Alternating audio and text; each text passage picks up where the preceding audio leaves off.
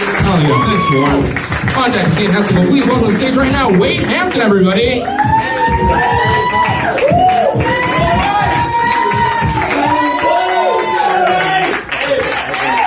Thank you so much for coming out to Comedy on Broadway. We are super excited that you're here. A quick announcement from our wait staff.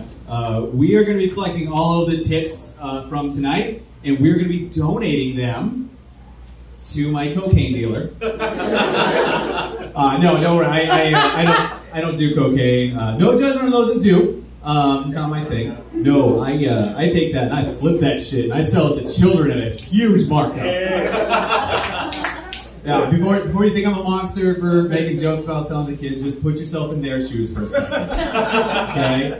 What better time to do a bump of coke than when you're hiding under your desk wondering if you're next? No, it's okay. I don't have kids. I have a mother that taught me better than to go down that route. No, I think I was like 18, 19 years old, and I just bought my first suit, got a nice tailor, just simple black suit. I felt really good, so I was wearing it out that night, and my mom stops me in the living room. She goes, "Oh, wow, Wade, look at you. Tall, dark, not very handsome, but 2 out of 3 ain't bad." Yeah. My mother said that right to my face. No one asked. I know a couple of you are probably sizing me up and noticing the exact same thing that went through my head, which is, I'm not even tall. I'm only technically average because half the world's population is malnourished. Yeah, I do not donate to the Feed the Children campaigns. Okay? No, my mom came out to Seattle. We're not that close anymore, mainly because of stuff that I just fucking said. No, I took her out to a bar, not too dissimilar from this one, and ordered a round of drinks. We finished those, ordered a second round, and she stops me and she goes, "Oh, come on, wait, slow down." So I had to remind her, you do realize that genetically, you're the reason I drink so much, right? And without missing a beat, she immediately snapped back with, "Oh wait, that's okay, because raising you is the reason I drink so much." Yeah. Touché, bitch. Well played. But also, raising me? I'm sorry, did raising me start 5 months before I was born? Is that why I got a fucked up eye right now? No, y'all probably can't see it. I have a very rare genetic condition. It's called coloboma of the iris. Essentially, my eye is shaped like a teardrop. I call it my cat eye. And I found out this year that genetic defect is actually an abnormality associated with fetal alcohol syndrome. Yeah, try that on for size. So, I did some research. I want to know what the connection was. I looked it up. I found out it's a condition called vitis vinifera.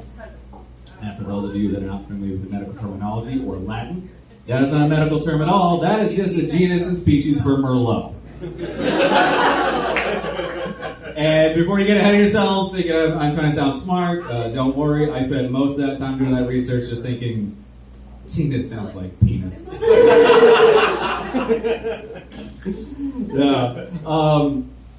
I actually called my mom and I told her that entire routine over the phone because I'm an asshole.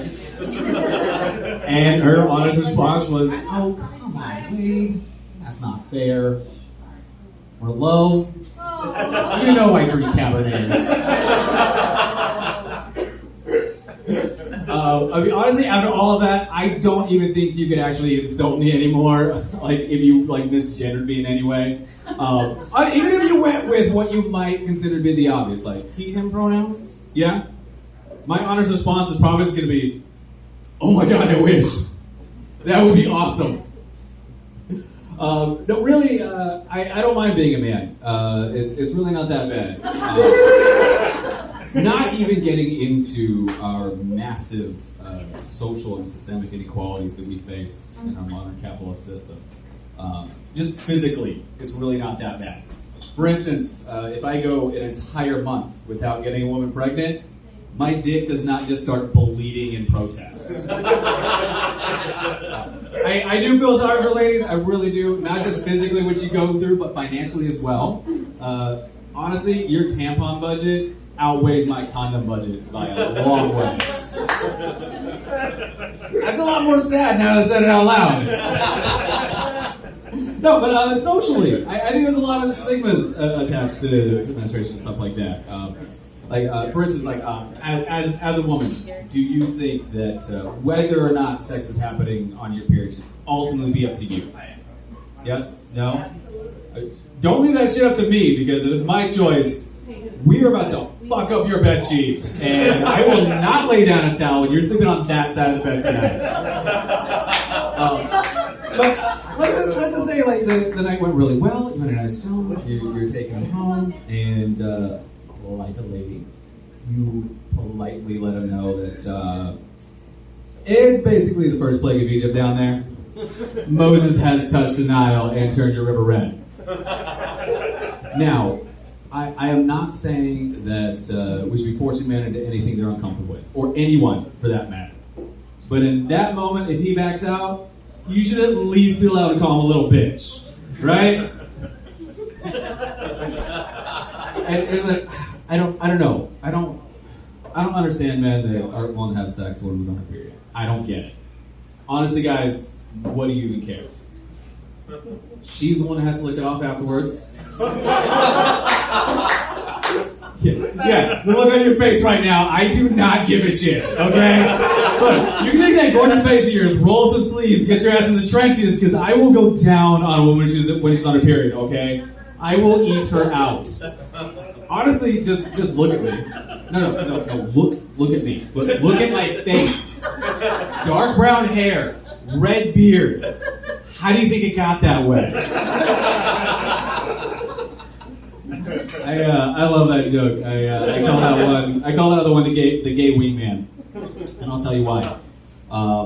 Recently, I was down in Los Angeles for a while, and I went over to my buddy's gay bar, and we were just having a couple of drinks, and I looked across the way, and there's like this gorgeous, light-eyed black guy just sitting by himself, and I just figured, fuck it, I'm on vacation, why not? And went over to him, we started talking, and got a few drinks, and it was going well. So I was like, hey, do you want to make out? And he did. And so as I'm sitting there making out with a stranger, hand on the back of his head, the world just kind of stopped. And like the war in Ukraine was over, the pandemic had ended, and we just kind of existed in that moment. And then it ended. We're in separate ways. Now, I share that story with you not to take you along my journey of self-discovery, because that's my journey, and my journey alone. And not because, as a comedian, I am actively abusing you, the audience, for free therapy several nights a week. Because my therapist can only give me once every 3 weeks, and he hates that joke. That's a lie, he hasn't heard that joke. No, I tell you that so that you can have a frame of reference while we go back in time together. About 90 seconds ago, when I described to a room filled with straight men that I rather enjoy playing the downtown harmonica on a woman, and I do not care if it's Shark Week. And the collective response from that was, because that was the gayest shit that I've heard all month, okay? Where are my gay boys at tonight? Get your phones out. Everyone that just groaned, we're about to exchanging some numbers. Y'all about to get laid tonight. Thank you, everyone. My name is Wade Hampton. You guys are wonderful. Thank you. Give it up for Wade Hampton, everybody. Coming on stage right now is Jane Hasseldahl.